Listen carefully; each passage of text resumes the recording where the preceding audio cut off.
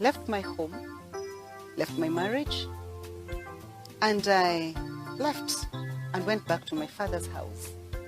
The church does not grant divorce. But the church recognizes when divorce has been granted by a court. We will not dispute, we will not protest, we will not carry twigs.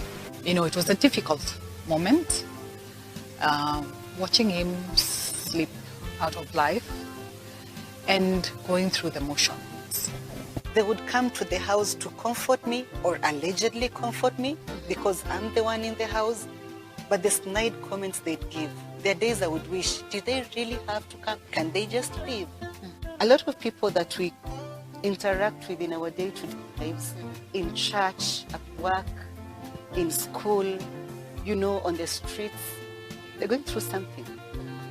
If you give them a chance to talk, they will. But do you give them a chance? In our brokenness, in our heartaches, in our lives that may be crushed once in a while, He makes our story glorious, that we may reach out to somebody else and indeed bring them to the wholeness that is in Christ Jesus.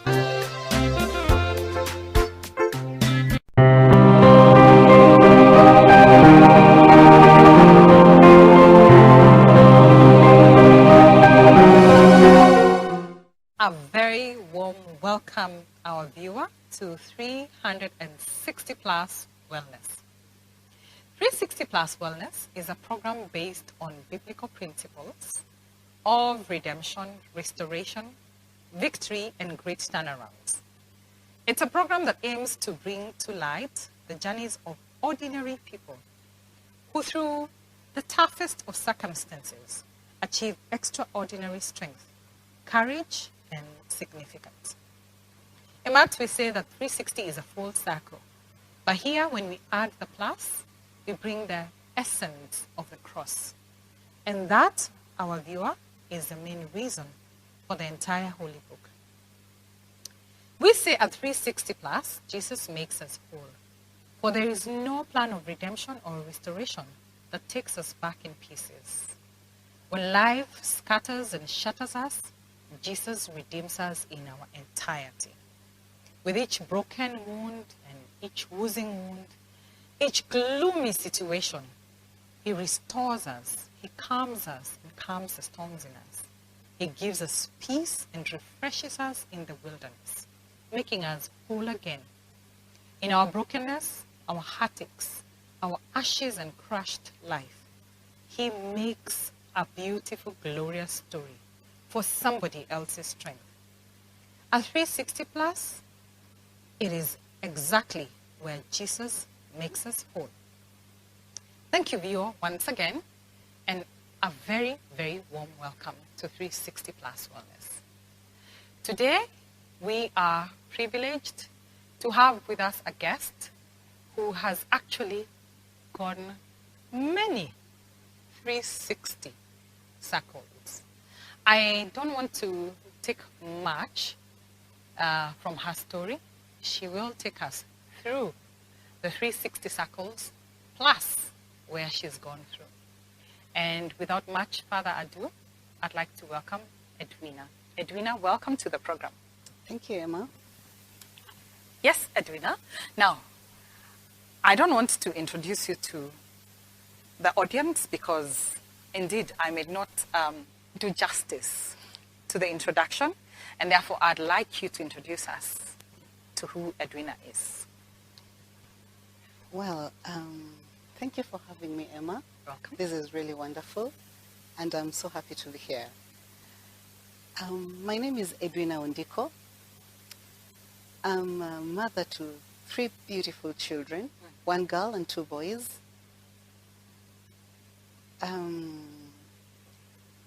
I do run a consultancy called Tendo Zuri. In Tendo Zuri, we basically work on your brand excellence. We train for customer experience. We train in brand management, basic etiquette, and we basically help you to deliver the brand promise that you give to people. Besides that, I do run a school back in the village. It's called South Virginia School. I call myself Next Gen. Oh. Next gen means we are the next generation. First generation was my father, who's now late. It's been about 11 months. Oh. Yes. I'm a very passionate person. I take life every day as it comes positively. And I want to believe that my story today is going to inspire someone very, very positively. Yeah, that's me. Wow. Thank you. Welcome, Edwina. Now, I'm sure those who are members of New Life, this is actually not a new face. Edwina has been in New Life for a while, but I know that Edwina, at some point, we didn't see you in church. And I think I saw you back in church at the beginning of this year when we had our week of prayer. Edwina, can you take us through your disappearance from church and your journey back to church? Wow. So I'll take you back to the year is 2016. That is August 2016. When you say that I have gone through a full circle of 360 severally, you said it very correctly. One very cold afternoon in 2016, August, I got up, packed my bags, left my home, left my marriage, and I left and went back to my father's house. I had been married for about 4.5 years, and let's just say I had had a proper 360. When I went to my father's house, it was me asking for a new beginning. By a new beginning, I was cutting off everything and everybody that reminded me of where I had been the last 4.5 years. Now, my marriage, as we all know, started off in a beautiful wedding that was attended by almost everybody in your life. So if I'm running away from my marriage, for whichever reason, I wasn't going to come back to church because everything about New Life reminded me about my marriage. That afternoon, that very cold afternoon, marked 3 years that I hardly stepped in church. I went out there, associated myself with everything and everybody that wasn't related to my past. I ran and ran and ran. Unfortunately, I didn't have much reason to come back. I remember for a while I would sit back and ask myself, I wish somebody would call me. I wish somebody would reach out so that I can go back. But no one really did. So I just went out there, did what I did the best, stay away from church and everybody who reminded me about church. That was August 2016, through the year 2017, through the year 2018, and the better part of 2019. It was not a very pleasant experience. I must point out that there was a lot of emptiness through that time. But then the desire to come back wasn't there because there was really nothing to come back to. I had gone through a very difficult time and I needed to just have a different experience. And a different experience I did have, I must say. Yeah. Okay. So that's my 3.5 years or so away from church and away from everybody who reminded me of church. Okay. Yes. Wow. Very interesting. We will come back to the bit of the everything and the everyone outside of church. But before we get there, I want to believe that nobody actually does go down the aisle and say, I do, to just throw off their marriage. Would you like to take us through how you met your beloved husband and up to the point where then you went separate ways? You know, there's something that my sister always told me back in the days. She always told me that what an elder will see seated, you cannot see, even if you tiptoed and try to look at it. It is an African saying, and it's very well said in my mother tongue, Okay. you know. So basically, what she was trying to tell me is that, Edwina, what daddy can see seated down or lying down, you cannot see standing. Okay. Listen to daddy. And let's just say, as a young lady, and this applies to, I believe, everybody, whenever you want to settle down in marriage, listen.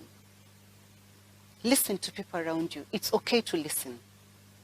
You know, be like a sieve. Have a sieve that picks on what you listen to, what you take in and what you leave out.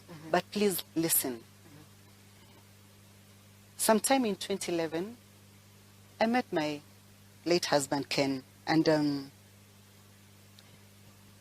let's just say we met sometime in June. He proposed in September. Oh, that was fast. Yes, we met in June. He proposed in September, and he wanted us to get married in December. And my father stood with his feet down and said, no. Can we do this sometime next year, maybe later next year? And let's just say there was a push and pull, and February 2011, I went down the aisle. You see, what my sister says, that whatever an elder sees seated, you can never see standing. Correct. I think she has a reason for saying that. And I believe there's a reason why the elders, the Africans, say that kind of saying. Like we Africans have that saying. I did not know my husband very well. And as it is, you know, we are brought up and trained in a certain way whereby you're born, you go to school, you finish school, you go to college, you hopefully get a job, walk down the aisle, get married, and live happily ever after. That's how we're brought up, and that is how we're taught, right? That's how we are nurtured. Yes, correct. And that was me. I had finished college, freshly graduated. I was looking for a job, and I met this gentleman. He's in church. Like, doesn't the church tell us we should get married to our own? Like, do not be unequally yoked. Exactly. What was I doing wrong? Nothing at all. So I walked down the aisle, and let's say 2 weeks before my wedding, Okay. we had a meeting on Loiter Street. And in that meeting, I remember, for a moment I asked myself, am I really doing this? Why? Because I did notice 1, 2, 3 things that probably needed me to sit down and rethink my decision. However, when I came to church the next day, the meeting was on a Friday. When I came to church the next day, and I looked at how everybody was looking at me, I knew I couldn't walk back on my decision. So I just went ahead, and I got married, had a beautiful wedding. I remember riding in a limo, Mercedes Chrysler, or something like that. It was a beautiful experience. And every time I would meet my friends, my peers, my age mates, people actually envied me, you know. They thought I had it all. And I loved that feeling. Okay. You know. I had a lot of friends at that point, and things were working quite well, at least according to everybody, you know. But deep within, that intuition I had 2 weeks before I got married, I kept on asking myself, should I have listened to my intuition, you know? Anyway, a year down the line, second year, and I had my beautiful daughter, Jasmine. And let's say I believed this would farm everything that I ever doubted. Correct. But the truth is, it did not. I came to this beautiful sanctuary every Saturday, perfectly dressed. I dressed my daughter very well. I did my face well, and I showed up every Saturday like the good woman I am, like the good, well-trained lady I am. And I did that.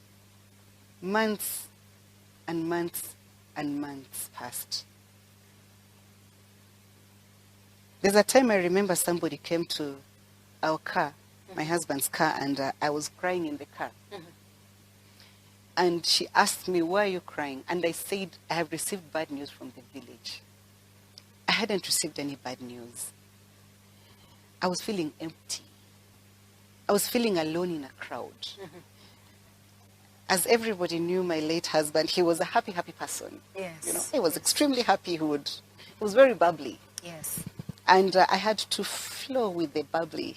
You know, I'm a good wife, a very supportive one, you know. So I flew with it every single day. And sometimes it felt a little overwhelming because what am I doing? You know, is this really what I want to do? Why am I saying this? I know many people would say, why is she saying this now? Yeah. Well, I'm saying this now because very many people knew about it. But we all chose to do what we do best. We give it a blind eye. They're going to be fine. Besides, what's the laid down a plan of how life works out? You'll be married and live happily ever after. Yes. Let's say there's so many people in church, on the streets, who go through so much, but they will never say it. We walk with happy faces, beautiful dresses, but deep within, we are empty. And I wasn't any different. I wish someone would actually ask me, Ed, how are you doing? But that's a question that hardly came. Usually it would be, hi, Mrs. Misati, good to see you, looking lovely. And people would just move on like nothing happened. Sometimes I would look at someone talking and I don't even listen to what they're saying. I get lost in thought and ask myself, all this blah, blah, blah that they're saying, I wish we had more real conversations. We interact with a lot of people. You know, I read a quote somewhere on social media that we live in a generation with very happy photos and very sad lives. And that was me. Wow. You know, a lot of people that we interact with in our day-to-day lives, in church, at work, in school, you know, on the streets, they're going through something. If you give them a chance to talk, they will. But do you give them a chance? We interact. I've met people whom I know are breaking apart. And sometimes I pick it because it's a 360 I have perfectly well experienced. I have seen it all. Been there, done that. Yeah. There are people I see laughing and I tell myself, nah. They're hurting deep They're inside. hurting properly. Yeah. They're properly hurting. There are people, I read their posts on social media, look at their photos, look at them, how they behave day to day, and I tell myself, Ed, that was you. That was you someday. And I do try to reach out because I know what it feels like to walk that road. Alone. But does everybody else know this? I do not know. All I know is that we all try to assume and just turn a blind eye. Emma is smiling. She has her eyebrows well done. She has a beautiful dress. Hi, Emma. Nice day. Happy Sabbath. Yeah. It's never happy Sabbath every day. Yeah. So when I packed my things and left in 2016, whereas there are details I would not like to delve into, I was tired. I was overwhelmed. I was lost. I was a shell of myself. I had had gone through a 360 that had gotten me worse than at the cliff. I had fallen over the cliff completely. I didn't know who I was. I needed to find me. And I packed my suitcase, packed my daughter's clothes because, well, I wasn't going to leave my daughter behind. Okay. And I remember a few weeks earlier, I had told my dad, Daddy, I'm moving back home. And Dad told me, no, you're not. And I told him, Dad, I am. And he tried to intervene in his own way. Actually, not 2 weeks earlier, I think about a month earlier. He tried to intervene, and nothing came out of it. So when I turned up at home, he didn't even question me. He actually packed a small bag the next morning and moved to Kisii, to the village. So I had the house to myself.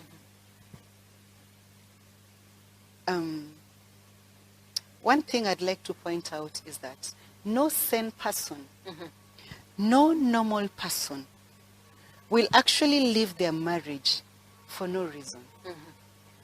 The investment we put in our marriages, the investment I put in mine, it was so much. I lived for building my marriage. I did everything for my marriage. I loved my husband. I loved the life we had together. There's so much that we shared. There's so much that we built, you know. And, you know, marriage is communal. Back in the village mates adored me. Like, seriously, they did. Oh, they did. I was the village trophy. Wow. I was the village trophy. It was perfect in so many aspects. But there was the aspect, that one that really matters. Yeah. The day-to-day life of, it's just me and my husband today. Yes. It wasn't. That left you empty. Totally empty. I might sound like I'm exaggerating it, but for 18 months, we spoke probably 5 times, and we lived in the same house. That was the initial? That was before I moved out. Before you moved out. So 18 months backwards from August 2016. Yeah. Emma, 18 months. Barely spoke to one another. There's a time we did about 4 months. It wasn't an easy decision to make, to walk away. Did I walk away because I'd given up? No. I walked away to find myself. All I did was pack a few clothes in my suitcase and my daughter's clothes. And why did I leave in August? Schools had just closed. I hoped that by the end of the school holiday, I would be back. And I left. And then I couldn't take care of my daughter. So I packed her clothes once more and shipped her to my mother in the village with my nanny. So I left them there and I came back to my father's house in Nairobi. We do have a home in Nairobi and a home in Kisii. Yeah. So I was all alone. No one to hold me accountable for anything. Emma,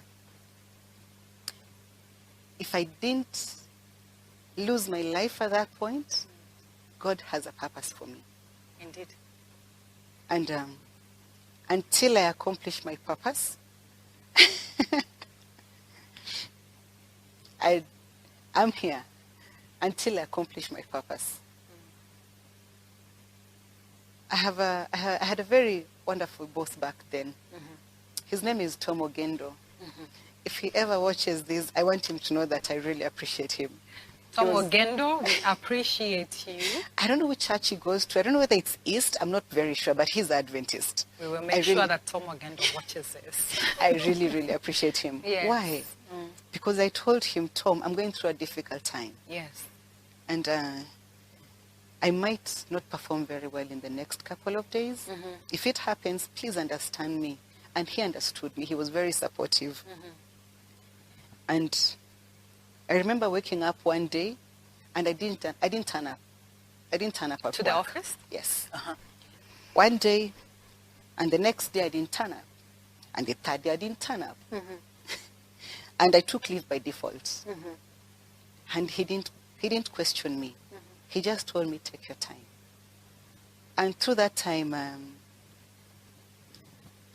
I wasn't picking much of people's calls. And God bless my mother, because one day my mother turned up. She didn't try to find out what was wrong with me. All she did was turn up. I have a very lengthy phone call with my mother day-to-day basis, practically every day. Up to date. We have a beautiful relationship. May God grant a long life. Thank God for mothers. Oh, thank God for mothers. Yes. Mine, she is the perfect mother. She turned up and we hadn't spoken for about 2-3 days. So she turned up, cooked fresh food, heated for me some water, told me, kuna maji yuko ya kuoga, and put food here, and took a book and started reading. She did not ask me to eat or shower. So I kept on sleeping, and the food was smelling nice. Trust me, for 3 days I had taken strong tea.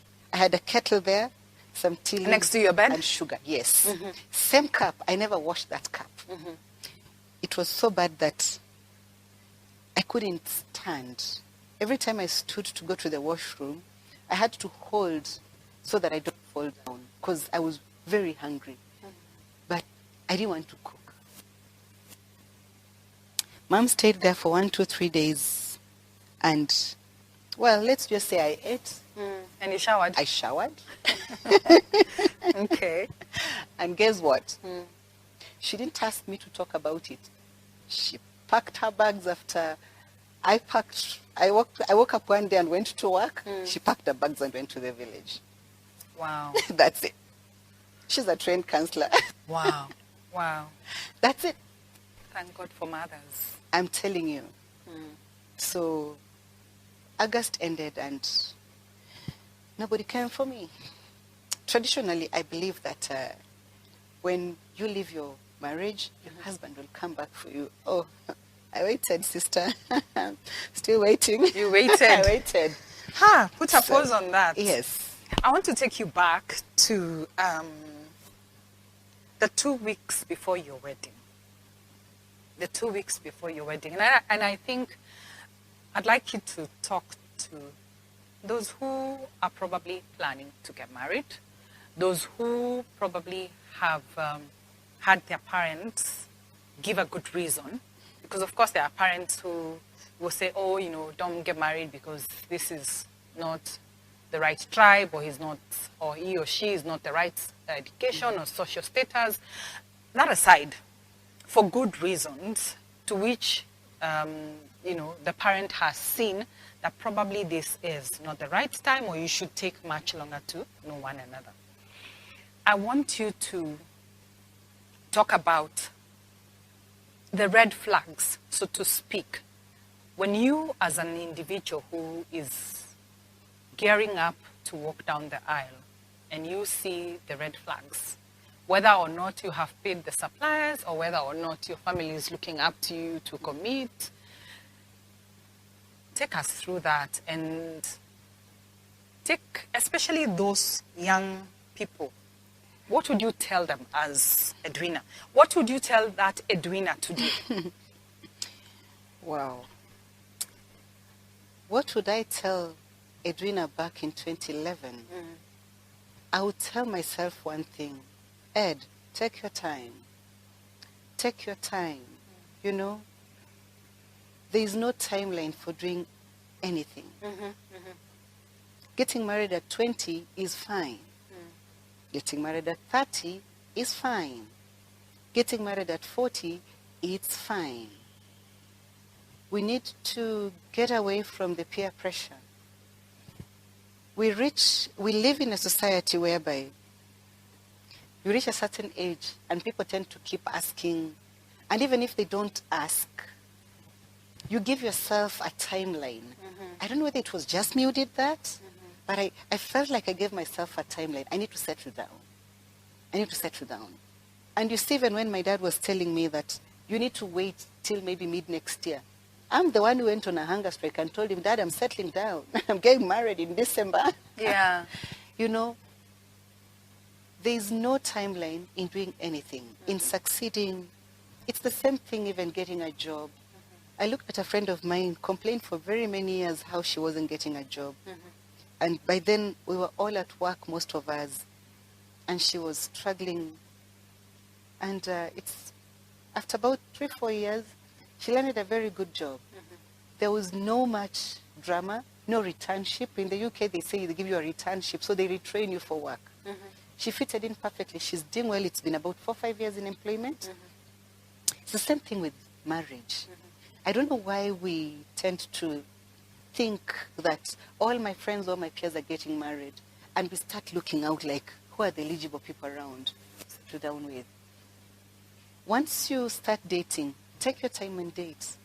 Okay. If I would go back then, I think I would go on. I love long drives, long, beautiful drives on beautiful roads. Sometimes I leave my house at 5 in the morning just to chase the sunrise, you know. I would actually tell him, can we chase the sunrise? Yeah. Can we wake up and just have that? You know, there's that crazy mood for the morning where you're a bit sleepy and groggy and a bit, yes. Are you able to just spend a lot of time, do things you like, and find out how people react around you? How do you fit into each other's web? I was chatting with a professor about a year ago, and the professor tells me that I'm so tired of my wife. And I looked at him and said, ha, what did you just say? And he tells me we are intellectually incompatible. Okay. And that sank home. Yes. Take your time and get someone you're compatible socially. When we sit down to have a conversation, can we have a conversation? Are we intellectually compatible? Can we actually have an intellectual conversation? Life is about growing. Is this someone we can grow with? You know, is this someone we are emotionally compatible? Like, does he understand my love language? Okay. You know, as Edwina, trust me, I do love physical gifts. But if you do not tell me, Edwina, I appreciate you, I'll take that gift because I deserve it. Like, yeah, I deserve it. Yeah. You need to actually tell me. Affirmation. Affirmation. Those words of affirmation work for me. Yes. Do we take time with our partners to find out if we actually blend in? Will they communicate? Because you see, most of us have primary, secondary, and tertiary language of love. It's not just one. Yeah. Do we take time to understand that they will actually communicate to us in these languages? Because if your language of love is not information, hata ukininunulia nyumba pale Karen, nyumba mzuri, and you don't appreciate me, you don't tell me that you care about me, I'll just walk in and that's it. Yeah. I will not feel the love. I wish I could go back then and actually try to understand my language of love and try to communicate that this is my language of love. I need to be communicated this way. I feel like we just wobble in and we try to make it work there. It's very difficult. These are two people who've been brought up differently. Correct. I was brought up in a very different setup. My mother and father had their own beliefs. There's a way I relate with my brothers and my sister and my friends.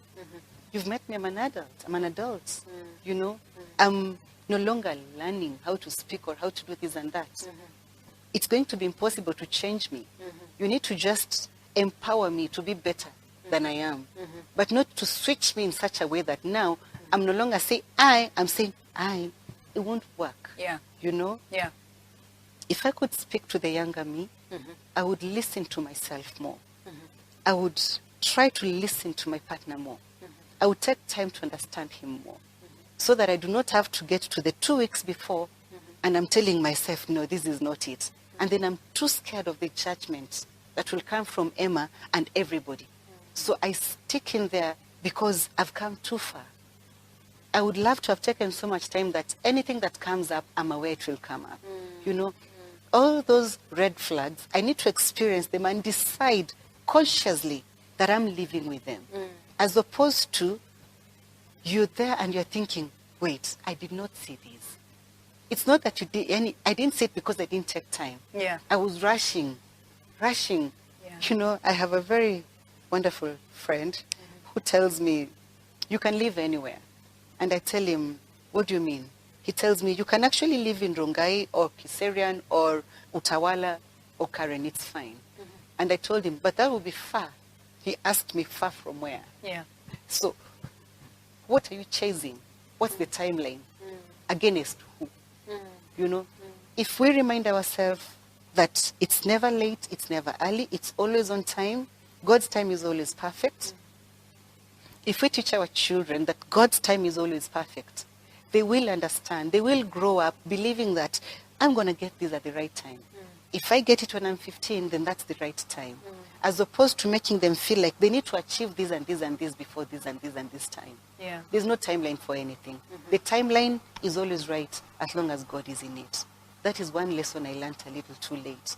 And I pray that somebody somewhere will actually take that lesson that you can live anywhere.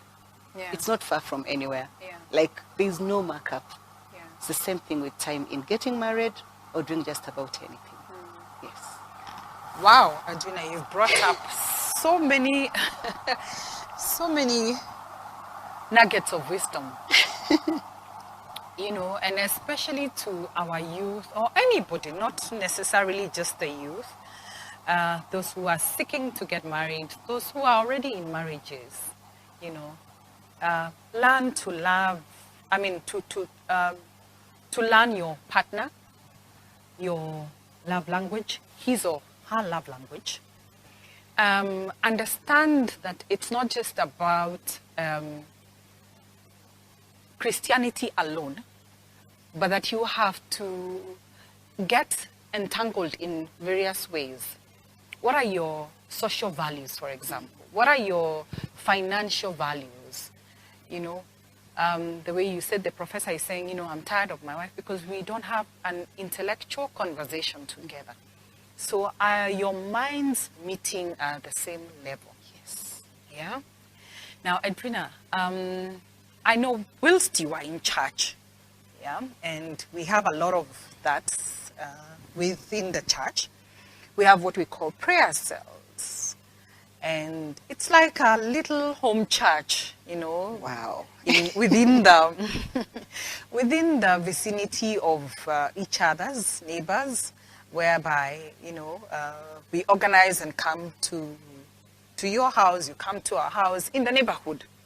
You know, it's just like a mini church where you fellowship together with like believers. And I know that your place had one of the strongest prayer cells. Yes. And I believe it still does. Yes. Now, Edwina, I want to ask this. New Life is a big church. It is a big church. And sometimes, as you're saying, you know, we could say hi and just brush against each other without really having the essence of true communication. But in a prayer cell, when I come to your house, you know, we have more time and it's more intimate. It's a smaller group.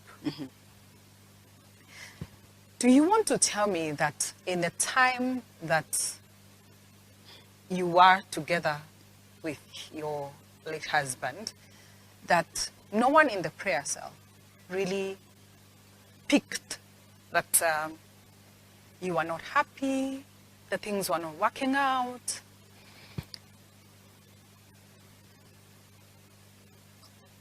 Let me tell you, a prayer cell is a beautiful thing.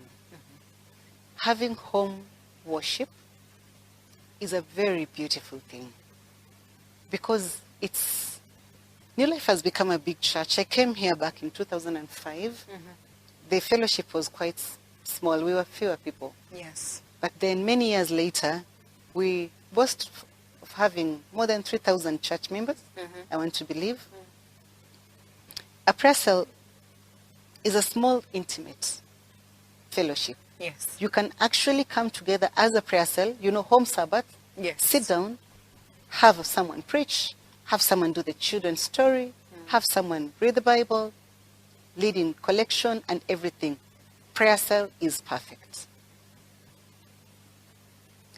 I was a very active member of my prayer cell back then. Very, very active. And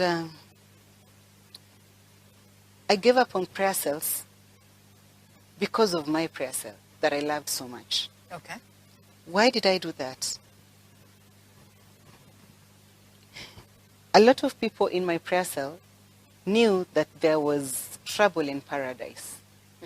A lot of people in my prayer cell knew that we were not okay. Ken and I were not okay. We did even have a shepherdess within the prayer cell. Okay. We had some of the most active members. They still are there. When I say that, I wished someone would actually ask me, Yeah. how are you?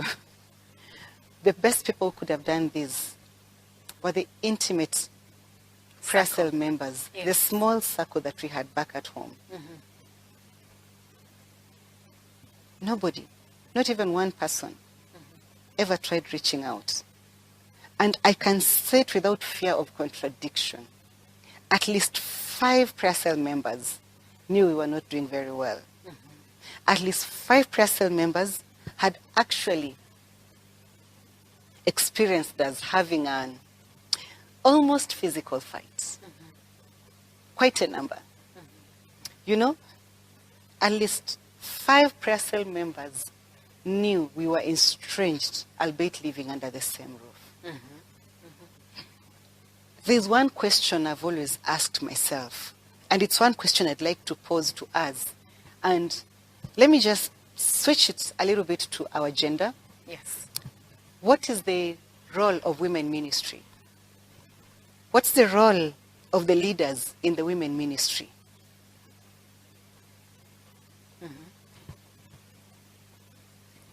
Besides organizing for the bridal shower that you will give me, and bring me some funny gifts and tell me, do this, do that, welcome your husband home and do this and do that. Is that it? Is that where the ball stops? I'd like to challenge our senior ladies, our senior mothers, our senior wives in church. When you see a wonderful lady walk down the aisle in a beautiful dress, it is a task. There's a reason you come to witness. And do not leave this task to the best maid. It is a task that has been given to you. The mere fact that I have come to church, I have actually had my wedding announced in church for 3 consecutive weeks, 21 days. There's a small task that is given to you as the women ministry leader, to you as the senior lady in church, to you as the shepherdess in church. Somebody somewhere, there must be one lady who can at least approach me once in a while. Our new bride, how are you? I did not live with my husband before we were married. I was adjusting into a lot of things. I was adjusting into, I'm living with a man, I'm taking care of him. I have to plan meals. But then, it was a difficult thing to do back then. Yeah. I had to grow into it. Yeah. I can no longer just... You did it by the book. Yes. Yes. I couldn't- Waited till you got married, moved in with him, and did by the book as Yes. is expected of you. Be a good wife, cook, Now, clean, and look good. The culture shock of, so I have to... Do I have to wake up early, press his shirts, and choose what he's wearing? It is an all-new world that you have to adjust into. What I'm trying to say is, lately, whenever my friends get married, I don't exactly pry like, what's going on? Yeah. No.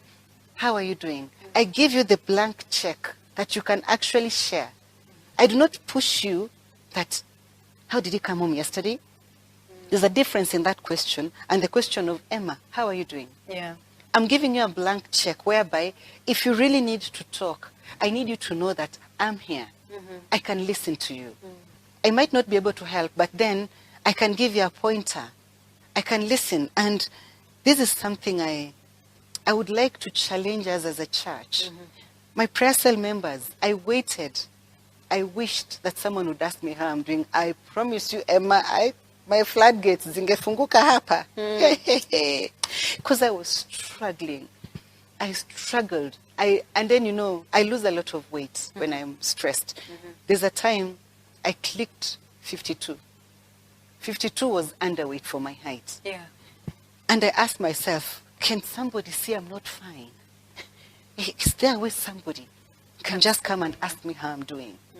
The prayer cell guys could come to my place and then to cover up for the emptiness, they can attest. I never prepared China mandazi peke yake. My it friend. Was a full-blown meal. feast. Okay. I prepared, you know, to cover up for everything. I tried to make up here and there. I kept a perfect home. I remember my home was featured in the Homes and Living magazine back in 2015. You know, it's an East Africa Homes and Living lifestyle magazine. It was featured like one of the beautiful homes in that side of town. I could cover up for the emptiness in working very hard at work. I was shining. I was getting promotions left, right, and center. At home. You're the perfect wife. Because I know that is all I have. That's all I have. You know, I wished somebody would ask. Lately, I do ask. I reach out to my friends. I try to form a small support team that you can always count on, you know, because my prayer cell members, and I can say this without any fear of contradiction. I think we had a very plastic relationship. We had an extremely plastic relationship whereby we just stand up and it's Happy Sabbath. That's it. It's fellowship on Sunday. So Edwina, you're going to read the verse, this one is going to share, and we're done. We'll have a cup of tea and bye. That's not enough. We need to reach out to each other more genuinely. There are days when I used to ask myself, isn't there someone in this prayer cell who's probably sleeping hungry? But then they will never say it because our relationship it's superficial. It's here. It's here. And I want to challenge our prayer cells, not just mine, every other prayer cell. Can we make this true worship? Can we make this intimate worship whereby can we genuinely actually have a friendship? I like something that my daughter's piano teacher, his name is Mr. Timbiti, he tells me, today we didn't have a lesson. I'm like, I pay very expensively for those lessons. What do you mean? He's like, Jasmine just came and said she wanted to talk. And I love how he handles her. He just sits and she talks. And she talks and she talks. 45 minutes are over. I'll get my bill. And she goes to class. She's done. And I love that he's mastered the art of building a relationship with her. Sometimes we don't need to open the Bible in the prayer cell. Sometimes what we need is to just sit down and ask each other, how are you? That's it. Just laugh and pray and go home. That's it. It's the best form of worship we can have. And that is what I wish for. What do you think is the problem, Edwina? What is the problem? Are we afraid of being judged? Have we been judged? Are we judgmental? What is the problem? Let me tell you, Emma. There's so many 360s that I shouldn't have gone through. Yes. There's so many circles.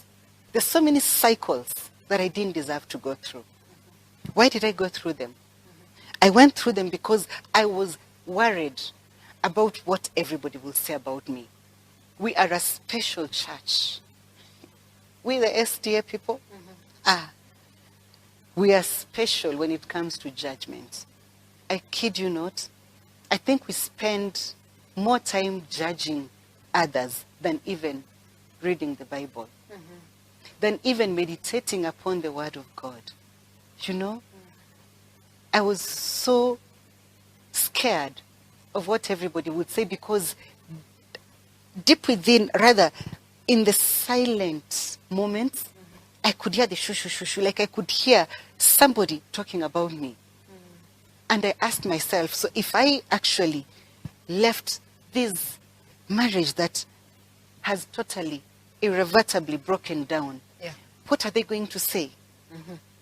Let me tell you, I'm one of those people who could have one day probably not woken up in my house. And everybody could have said, but they had a perfect family. Yeah. Why would I have done that? Because I was so scared of the judgment. We judge each other too harshly. Our church has, our faith, our church, the way our training is, we are meant to believe that, you know, you will just finish school, get married, live happily ever after, and that's it. But then, first question, what happens to this young lady, probably a daughter to an elder, who comes home at 21 and in college pregnant? Do we have room for that? How do we handle this girl who is not married and has actually turned up pregnant? I listened to DJ K's, I listened to her narration, and I shed a tear. Because when she said she had to walk behind her mother so that people wouldn't see her bulging tummy, my heart broke. It's difficult enough that she's pregnant, you know? Before we start judging her that, oh, she was sleeping around, or before we start shooting guns at her, can we try and help her? Can we try and welcome her, give her the warmth she needs? The mere fact that we are not seeing her with Baba Mtoto means she's already going through a totally difficult time. Correct. Is my duty to continue to join the bandwagon in judging her? You know, is that my Christian duty? Let me tell you, whenever I find someone expectant, and especially the younger generation, I nurture them. Back in my days, I worked with Kenya Airways for about 6.5 years, 7 years. And let me tell you, there's a lady who was 21 and she turned up pregnant. And one day she comes with a scan and she had twins. By then, that was back in 2013. I was very young myself, newly married. I nurtured this girl. I nurtured her. I remember she transferred to Kisumu. And I flew all the way to Kisumu just to go when the babies were born and babysit for her for a week. And try and support her, because I kept on imagining how difficult it must be for her to be carrying this pregnancy alone. It's happened already. It's not my duty to judge her and start shooting her. As a church, do we have a leeway whereby if a daughter to a deacon, an elder, or just about any girl in church turns up, if she turns up pregnant, what do? We judge. We talk about them. I think they just disappear. If I found myself in that situation, knowing how our church is, I would rather not come to church because I will not get the support I need. Now, fast forward, in a marriage setup, like I said, no sane person, no sane man or woman will walk out of their marriage and file for divorce. If it has happened, do we have that leeway in our church? No, we don't. It's simple. God hates divorce. Yes, I know God hates divorce. But then, did I just wake up one day like a foolish woman and walk out of my marriage? I must have been totally pushed. I must be mentally unstable to just walk out of a perfect marriage, you know. Mavuno Church, there's this church, what do we call this church on Valley Road? There's Baptist, the one Sitam. Every other church has divorce care. Do we know, have we tried checking the statistics of how many divorces we have in our church? We have so many. We have so many, Emma, we have so many. I'll tell you today. There's so many people who've actually gone through divorce, but then, because the church will judge us harshly, we keep it under. I'm here saying that I actually went to court and filed for divorce. For a very long time, I asked myself, where do I go for support? A friend of mine was telling me, I recently got divorced and my children have had the best support in divorce care. And I asked, what's divorce care? She tells me, we go to Mavuno. We go to Mavuno Church And there's a small team that has come together. They actually support you, give you free counseling sessions. You know, you actually helped. Someone holds your hand. Emma, nobody held my hand. I sank, Emma, I sank. Emma, I sank. I sank deep. I sank so deep. I used to sing in the choir. Where were my friends? Where were my friends? Your fellow choir mates. They were nowhere. Yeah. They were nowhere because I had done something that is an abomination. Yeah. Everybody stood at the corner and judged me.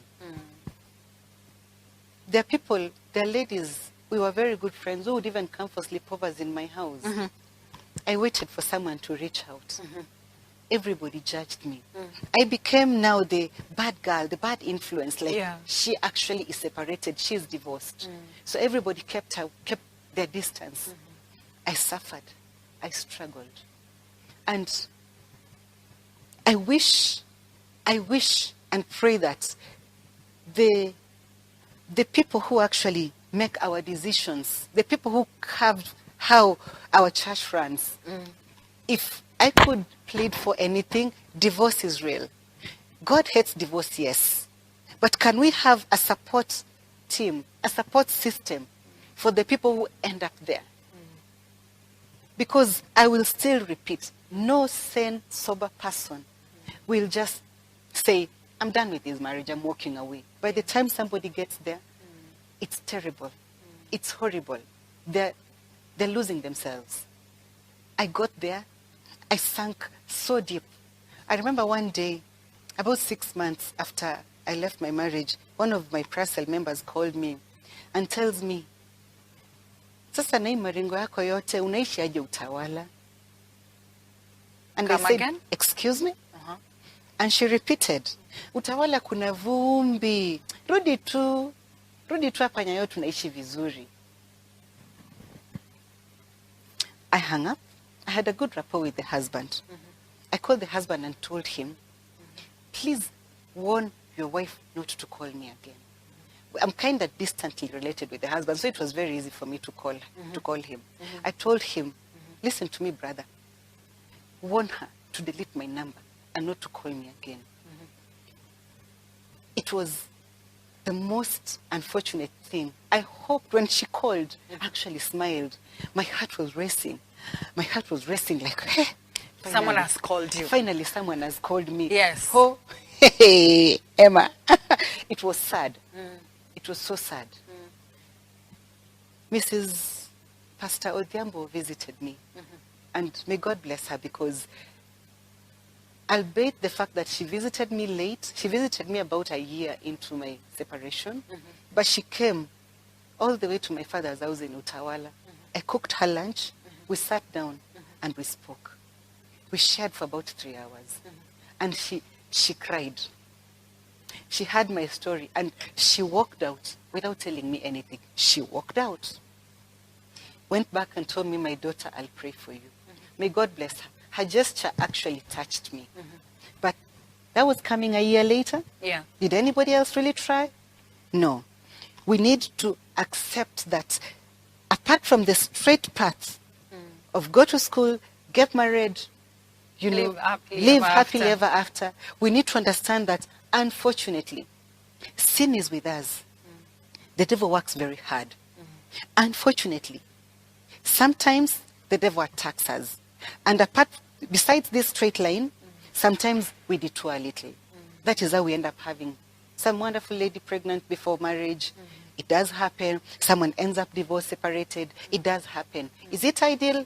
No. I'm a chemist by training. In chemistry, ideal gases don't exist in the environment. If they existed, the environment, we will all die. Only real gases exist. The ideal line is there. We pray for it. We desire it. I still desire it. You know, right now, despite all the 360s I've passed through, I still pray that one day I will actually have my straight path whereby I'll settle down and live happily ever after. Yeah. But if it doesn't happen, it doesn't mean I'm any less. Just come close to me, Emma. Let my friends come close to me. Hold my hand. Let's walk together. And let's do this for each other as a church. This is where we are failing. This is the ministry we are failing the most. I will lose someone.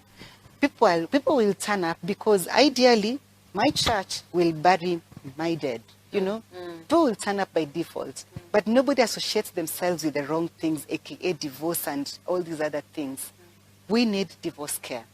We need a department that will be called something like nurturing. You know, we need a department that will be called nurture department. This nurture department needs to reach out without judging, without pointing fingers, without hush tones. We need genuine friendship in our church.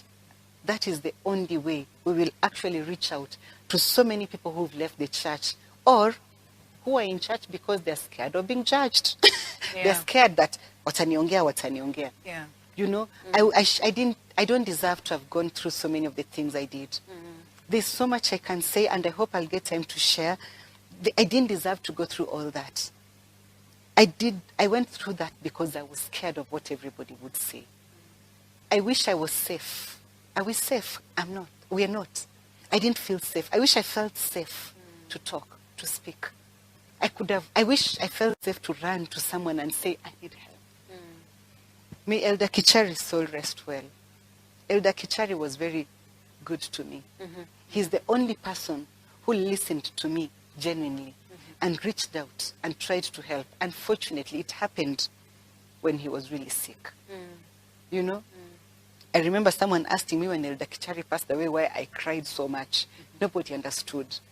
I cried so much because he was... Someone who totally understood you and got you. Elder Kichari was perfect. He listened to me. He counseled me. He reached out. He visited. He showed true concern. You know, and I reached out to him because he was my officiating. He was our officiating elder. He was the elder in charge when we got married. I reached out. Unfortunately, when I was reaching out, Elder Kichari was so sick. The day Elder Kichari's passing reached me, my heart was shattered because I felt we were making headway. Yeah. But it never got there. Yeah. Did I feel safe to go to anyone else? No. Everybody else I went to, I will try not to give so much details. Let's just say the story became something different. Okay. I went to a few people whom I believed were my late husband's friends. Could you please visit us? Could we talk? Emma. I invited our officiating pastor severally. He came. They came, they visited, they left. Let's just leave it at that. They visited, to be precise, 5 times. They came, they visited, they left. At the end of the day, I was left to deal with my own. So we need to seriously reconsider how much we judge each other. We need to seriously reconsider how much we point fingers at each other. Because that is one thing that we are perfectly known for in our church. Wow, that is really, really deep, Edwina. That is quite deep. Our viewer, I hope you are following this conversation. And I know you've talked a lot about the divorce care. But I want to take you back into, in fact, I want to ask you this question. Because yes, we are afraid of being judged. Yes, the church has said divorce, God does not like divorce. But when I listened to you, by the time you did walk out, you were an empty shell of yourself. By the time you walked out, you are not having conversation with your late husband. By the time you walked out, you had had your officiating pastor 5 times in your house. What is it we can do differently? Because really, here you are, a shell, raising a child. Here you are, raising a child who is experiencing the parents not having a conversation for 18 months. What are we telling our children? What are we telling, all in the name of I must hold it together for society. Society does not live in your shoes. Society does not live in your home. The church does not live in your home. God does not love divorce, but does he want you to be an empty shell? My dad was a wonderful man. I miss him every day. There's something that I really loved about how my separation and divorce happened. My family kept it private, completely. People didn't even know I left my husband's house back at home in the village. People didn't know that I wasn't in my marriage. And my father had just retired. So I was living at home in our Nairobi house because it was empty. Nobody knew. And they kept it that way for a very long time. And I appreciated that so much because it helped me go through the difficult time until I was ready to talk about it. Now, there's one thing my father asked me one day. After now it came out, many, many years later, about 2 years later. Now the info was out there that Edwina is separated, actually going through divorce. There's something that my father asked me in a sitting where my relatives were, and they were trying to question why I left. Because, you see, one thing, the physical outlook that we gave of our marriage was perfection. Yes. But deep within it was empty. Now, they didn't understand. And you see, the perfection was mostly in church and at home. You know, whenever we went to the village, oh, perfect. And it was the Nitwanga couple goals. Yes. So my father, people keep talking about it. In this particular sitting, we usually have a family gathering every end of year. So during the family gathering, we introduce ourselves. So my late grandfather had 2 wives. So we are very many. Sometimes we tend not to know each other. So we have this ceremony where we sit together, we eat together, and then we get to introduce ourselves, our families. So every person comes, like now my father and his brothers and stepbrothers and sisters, they come, you introduce your children and their spouses and their children. So it's a whole long thing. Okay. And so I turn up alone. Yes. With my daughter. Yeah. And everybody asks, Wapi kijana maridadi? That's what they used to call him, just like a people used to call him in church. Wapi kijana maridadi? And I smile. And by then they knew what was happening. So when they were asking, I knew it's not that they didn't know. They were just trying to get the story confirmation. From me. Yes, confirmation. Yes, yes. So my father stands up and asks me. He used to call me Enchoke. Enchoke means the bee. So he used to make fun that much as I can give honey, I can sting. Don't try. Then my father stands there and says, Enchoke, I want you to tell these people something. What do you want them to learn? What do you want the next generation to learn from your step? And I stand and introduce myself and I tell them, you all know me. I'm my father's younger daughter. Yes. And this is my daughter. By then I had my son Jabali. So I say, this is my daughter Jasmine. This is my son Jabali. And I'm single again. And what do I want people to learn from my divorce? I left for one reason. I needed my daughter to learn something. That you do not have to stick in. You do not have to stick in something that is not working. That is dysfunctional. I could see her trying to get my husband and I to talk. And I asked myself, why am I putting my daughter through this? Yeah. I could see her asking why we weren't taking photos together. And I would stand there, and she stands, and he says he's not coming. And I understood him because even if he stood with her, I also don't want to come. Like, that photo is not real. You know, we have to be in a crowd to have that group photo. And I said, would you rather teach your daughter that you can just stick in there and struggle and really suffer? Yeah. Or teach them that I can stand on my 2 feet, strong, and make sure that we're all fine? You know? And I remember my father stood up and said, my family, I know many of you want to come to me guns blazing, but for me, a divorced daughter is better than a dead one. This one is my daughter. I love her. I'm still waiting for her to give me her future plans. But in the meantime, she's in my house. I love her just as much as I loved her when she was married and before she was married. And if you can't be supportive of her, do not go judging and pointing fingers at her. Wow.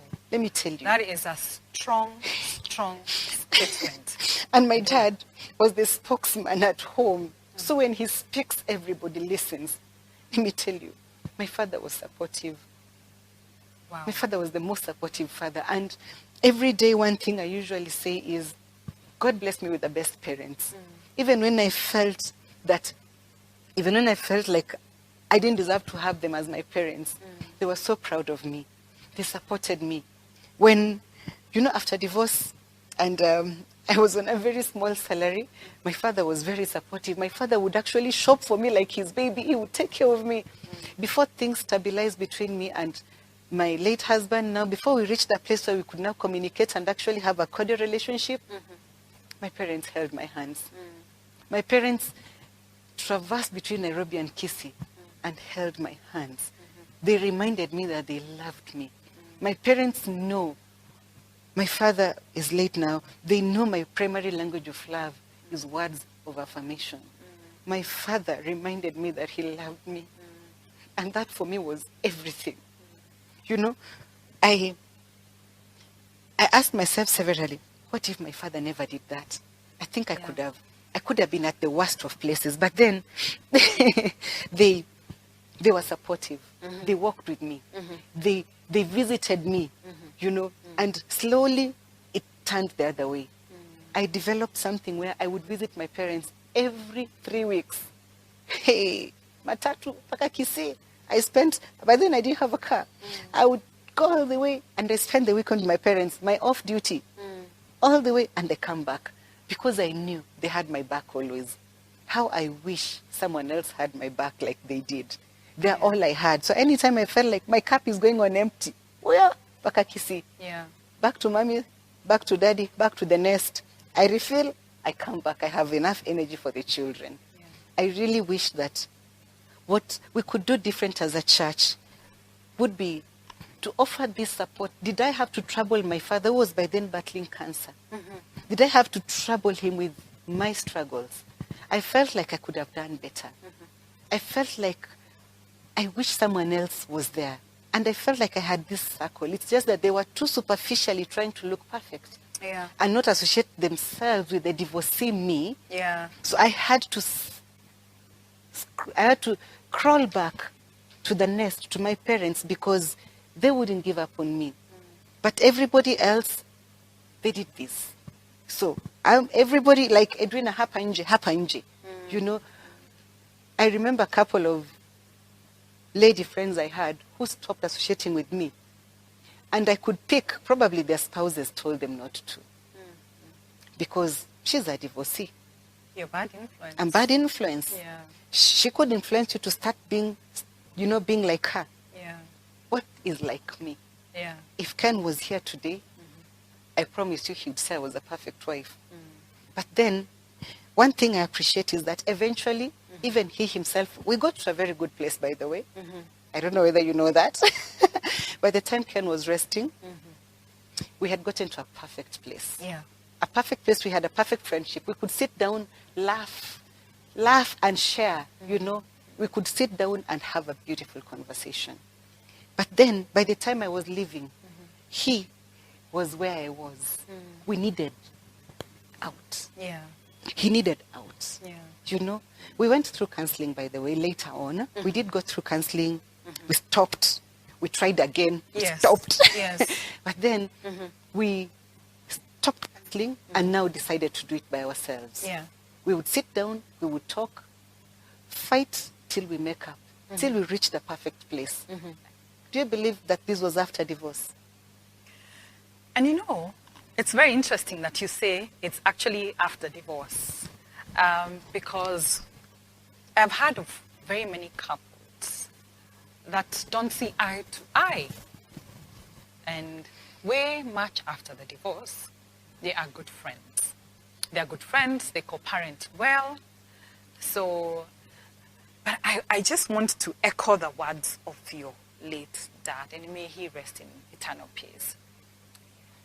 And to the parents out there, and even to those who are struggling in marriages that are really not working, I want to say this, to echo the words of Edwina's dad, that I'd rather a divorced son or daughter than a dead son or daughter. That is very, very inspiring. That is very encouraging. And coming from, a place where, I'm African, and that's the other thing that is making a lot of us stay in broken relationships, broken marriages, because your parents cannot support it. Mm-hmm. So you are out of the church because they can't support it. You are out of a social circle because your friends and their friends and their spouses are pointing fingers. Mm-hmm. And then back at home, your father and mother have said, you are bringing shame to the family. Yes. So you're out of everywhere. And it's really sad. And I do admire the churches that have come up with the divorce care. Because let's face it, there's a lot of abuse, whether it's physical, emotional, financial, and it's going on. People who have different addictions that they bring to the family. Yeah? We have narcissism on the rise. We read it in Europe and America, but it's here with us. Yeah. And what do we want to do? Is it become walking shells of our former selves, or, be alive and, allow God to use us to his glory, to his purpose? Edwina, I know you have mentioned that your husband is late. And I want you to take us through what happened.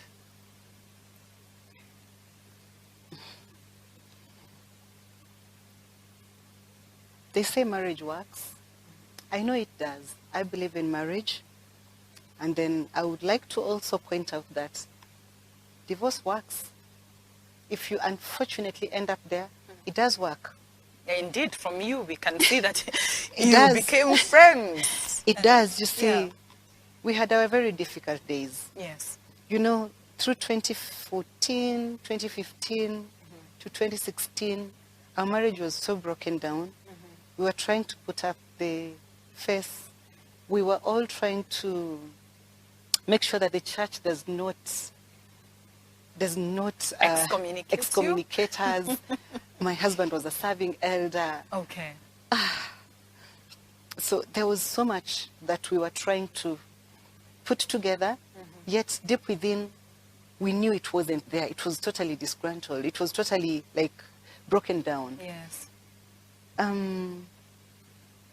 2016, when I left, we were at a difficult place, a really bad place. He was at a bad place, I was at a bad place. And I can say this because I know he shared it with one or two people. We were the worst place we could ever be at. And through 2017, the whole year, my goodness, we couldn't hold a conversation. We couldn't hold a conversation. We were ever fighting. You see, we were ever fighting. I would take my phone and I'm like, "It's school fees paid." There's no hi, how are you? We were just at that place of making each other's lives miserable. He would do the same to me, I would do the same to him. We were at a bad place. End of 2017, we end up in court, in divorce court. And it was bad. It was really bad, but it ended. And we get our decrees, and here we have the documents. And we sit back and we look at each other and we're like, that's it. That's it. And we stopped fighting. There's nothing to fight anymore. Okay. Can you imagine? Like, for a moment, I missed the fights. I mean it. We couldn't fight anymore. Like, you know what? You live your life, I live mine.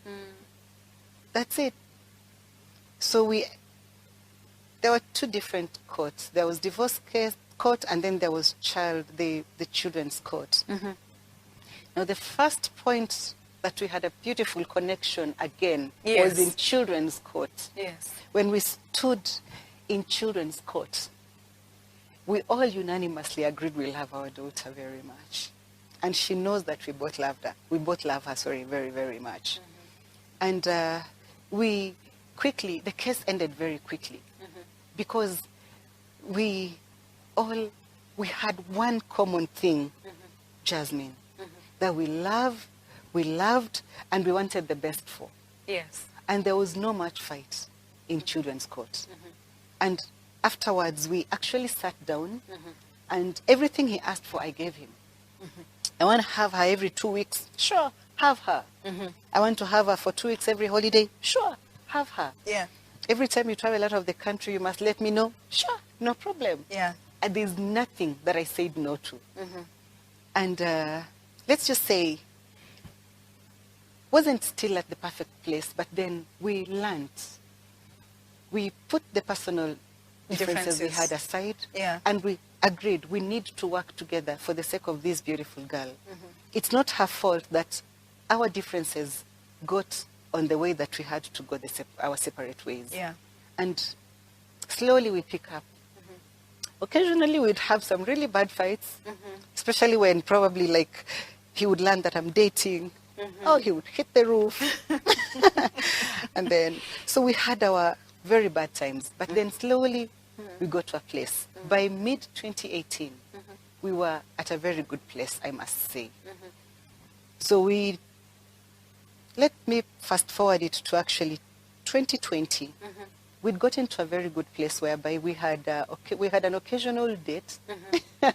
We'd sit down, talk. We would have a meal together, especially on special occasions like Jasmine's birthday. We'd have dinner together.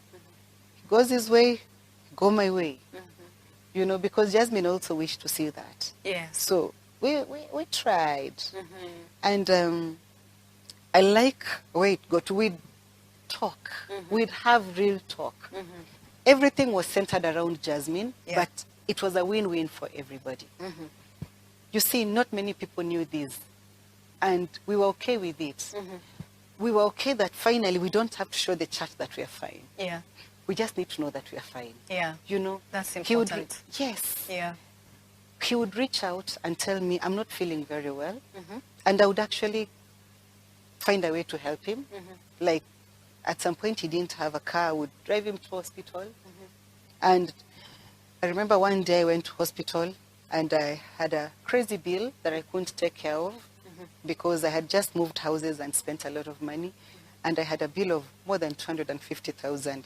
And he calls me, are you okay? I'm like, yeah, I'm okay. Just about to leave hospital. And he tells me, have you cleared the bill? I think I still was using my medical card. And he tells me, I noticed you used about 50,000 from the card and they couldn't approve anymore. Do you need money? And I was like, hell yeah, I need money.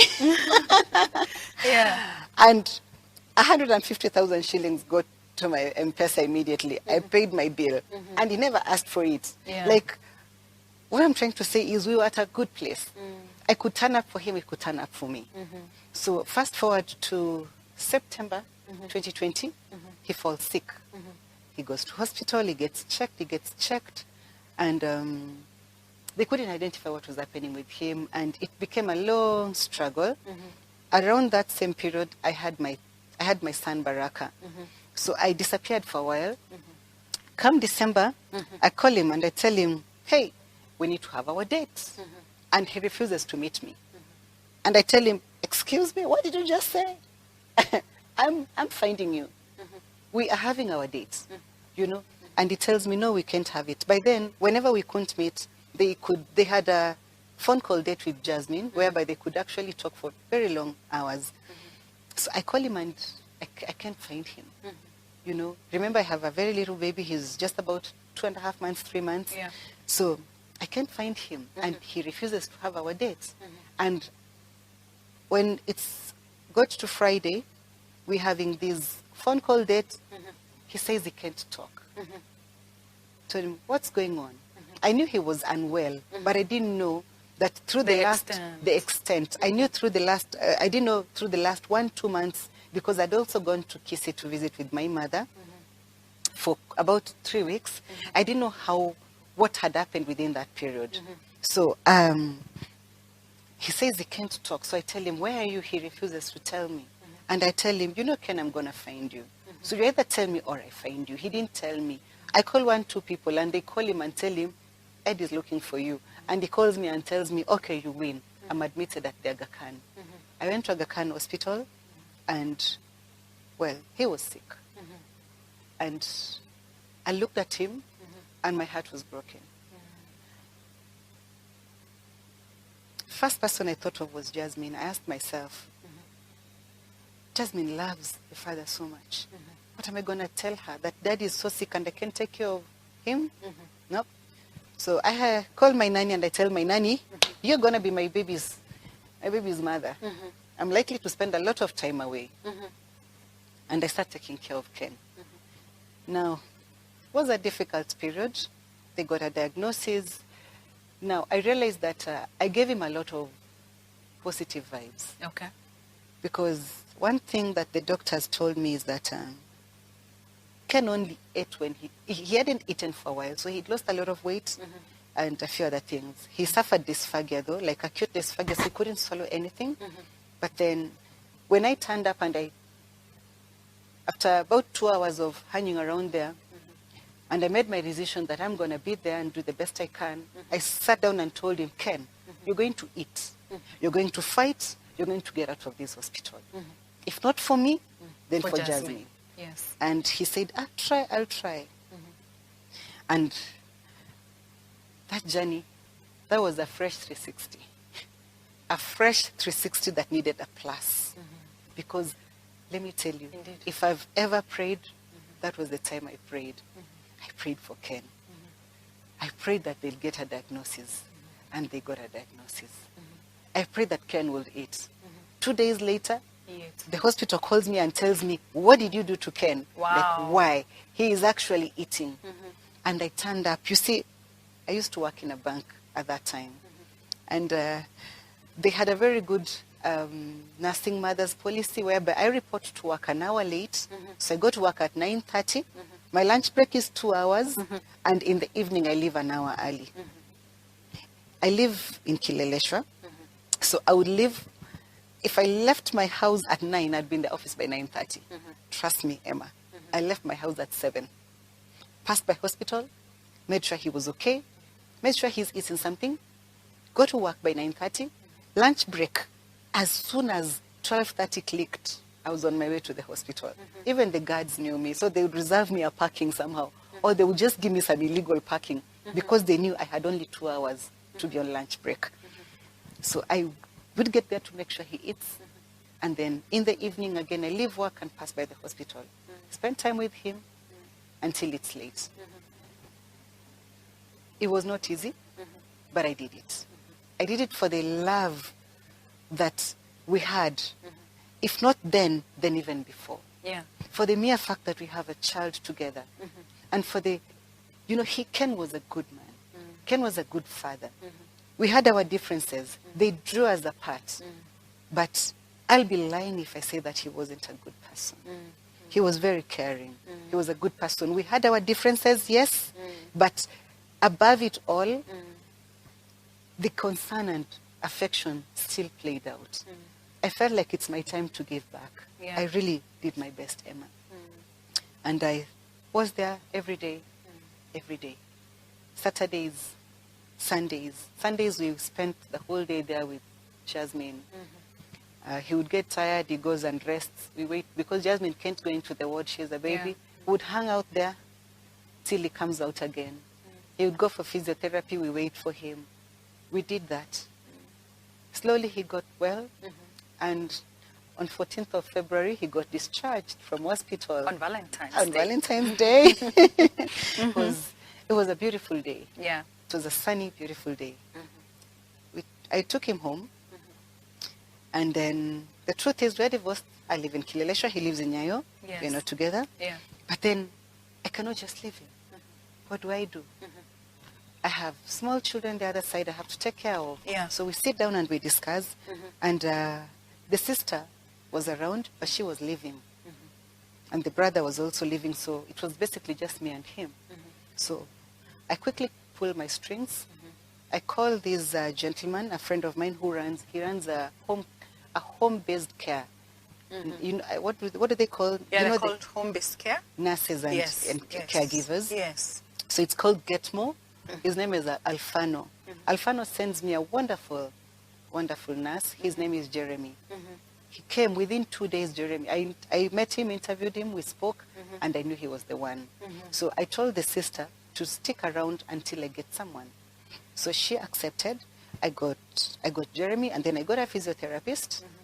So, and then I got a general home, like a nanny now, to take care of the home.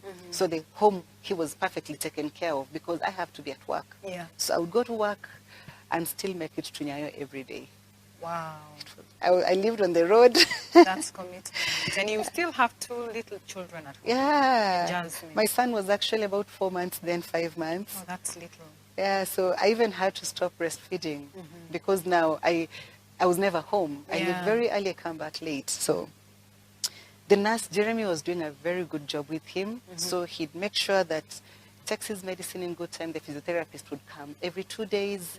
And then the other nanny now would take care of the home. And I was there every day. But then I would still pick the fact that Ken is at his best when I'm there. So I had to come by every day. Wasn't easy, I must say. But I gave it my best. For his appointments, I took leave. Every day he had a doctor's appointment, I took leave, I took him and brought him back. So I took him and brought him back every other day. And he picked up. He was walking, he was eating. Wow. I knew what he loved, so I would make sure that I go shop, make sure the food is available. And it went on a month, and it didn't actually click a month.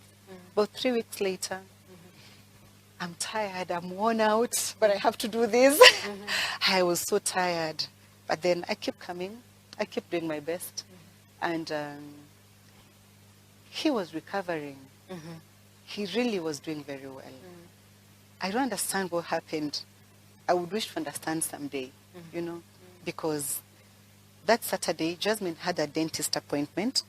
So we go to the dentist, we finished the appointment, and then, so Ken panics, why am I not there? You remember I spend every weekend with him. Yes. So he panics, why isn't Edwina here on Saturday? So I call Jeremy calls me and tells me, Ken is not feeling well, and he's wondering why you're not here. And I tell Jeremy, I already told him, I'm taking Jasmine to the dentist. Yes. And then I realized Ken forgot. That was the first red signal. He forgot. Okay. So actually the previous day, now Jeremy tells me, when I tell Jeremy, I'm taking Jasmine back to the house. Take an Uber. Let's meet at Aga Khan. Let's meet at the hospital. So I'm going to take Jasmine back to the house, and then we meet at the hospital. So Jeremy tells me, yesterday, Ken forgot that he'd had his breakfast. So he asked for breakfast again. So when I see the doctor, and the doctor says there's nothing we can do, he's actually on all the medication he needs. All these are just side effects of the condition that he's battling right now. So we spend the whole day, we see an ophthalmologist because he said he couldn't see TV well. The ophthalmologist gives us an appointment with a vitrologist because it was something to do with, I think, his retina. There was a bit of blood in his retina. However, it was just something to do with the condition he had. Okay. So he says, it's not urgent, just go home and then you guys can come on Wednesday. That was on Saturday.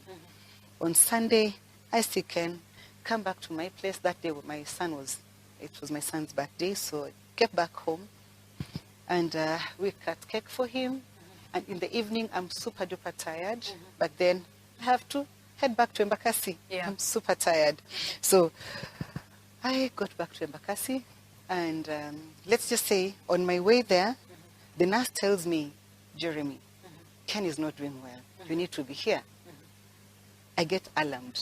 And let's just say, I don't want to get into detail about that evening, but that evening, we lost Ken. The ambulance was there to take him to hospital. I was there. And, well, he rested. But one thing I keep saying is, he smiled. He had, I think he had the people he would have really wanted to have there.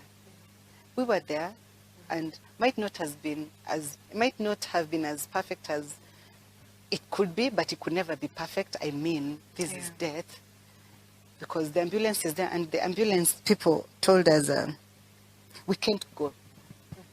You know, when they said we can't go, we knew it's bad. You know, so basically, I came to learn when he forgot that he'd taken his breakfast, when he forgot that we'd spoken about the dentist appointment. When he kept on forgetting, I realized he was losing his senses. His senses were shutting down slowly.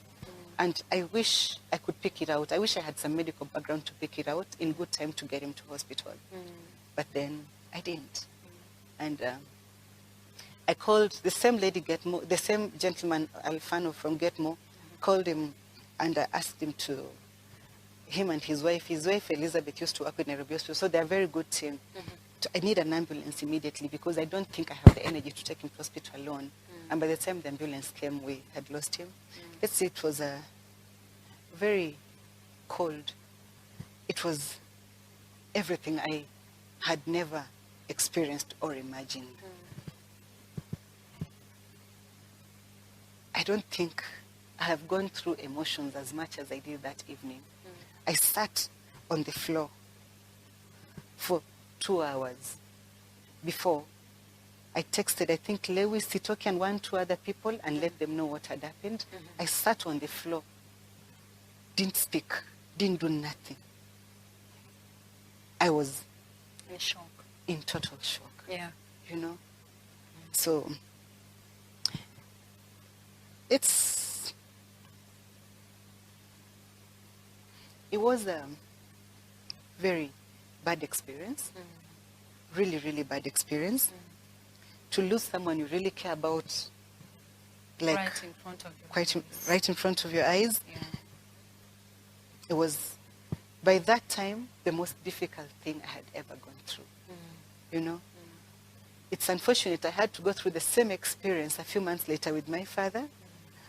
That basically makes last year, 2021, my worst year yet, because I watched 2 people I loved very dearly take their last breath. That totally disabled me. Yeah. Yeah, so I think we'd got into a good place. We'd got into a place where I lost my friend, you know? Yeah. I lost someone I could comfortably talk to. I lost someone I had spent close to 3 months laughing the afternoons away with. And we'd gotten to a place whereby we did understand that we don't have a marriage together, but we have a good relationship. We weren't exactly having very interesting or elaborate separate lives. You know, we just had simple alone lives and what we'd just sit there and laugh about. Yeah. So I thank God for the days he was here. I questioned him a lot. Did it have to happen that way? Yeah. I questioned a lot, but then it did. Yeah. Yeah. After that, it's a whole 360 times 100. I think I'm going to leave it at this. Oh, wow. Thank you so much, Edwina. Thank you so much. Thank you, our viewers. Those are many 360s we have had from Edwina. And I want to ask you to stay tuned for episode 2, still with Edwina. because that's just a comma of some of the 360 cycles that she's gone through. And so we will have Edwina again, and so that we can listen to the other 360s and come back to the plus. Once again, I am your host, Emma Nkatha Ogutu. It's a privilege and an honor to have you, and we ask you to kindly join us again, 360 Plus Wellness, where Jesus makes us whole.